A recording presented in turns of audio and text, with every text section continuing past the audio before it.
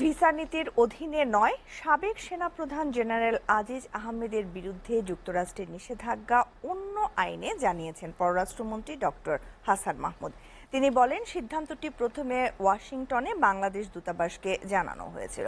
Dhaka reporters ইউনিটিতে meet the reporters অনুষ্ঠানে পররাষ্ট্রমন্ত্রী বলেন, যারা গণতন্ত্রকে বাধাগ্রস্তের চেষ্টা করে তাদের বিরুদ্ধে ভিসা নীতিতে নিষেধাজ্ঞা দেওয়া প্রয়োজন।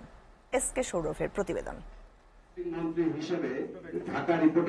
রাজধানীর সেগুনবাগিচায় ঢাকা রিপোর্টার্স ইউনিটিতে মিট দ্য রিপোর্টার্স অনুষ্ঠানে যোগ দেন আওয়ামী লীগের যুগ্ম সাধারণ সম্পাদক পররাষ্ট্রমন্ত্রী ডক্টর হাসান মাহমুদ।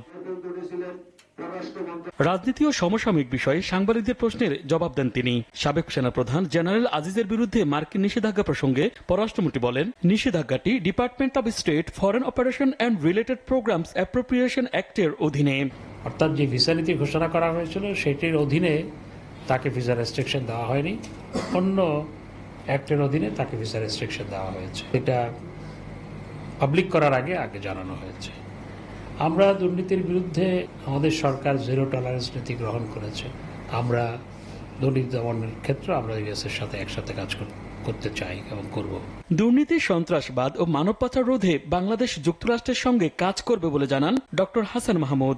আমাদের দেশে সবসময় গণতন্ত্রকে বাধাগ্রস্ত করার একটি প্রক্রিয়া চলমান। গণতন্ত্রকে বাধাগ্রস্ত করার জন্য যদি ভিসা নীতি প্রয়োগ করা হয়, তাহলে যারা গণতন্ত্রকে সত্যিকার অর্থে বাধাগ্রস্ত করছে, পুলিশকে পিটিয়ে হত্যা করছে, হাসপাতালে হামলা চালাচ্ছে, তাদের উপরে তো সেটি প্রয়োগ হওয়া প্রয়োজন বলে আমরা মনে করি।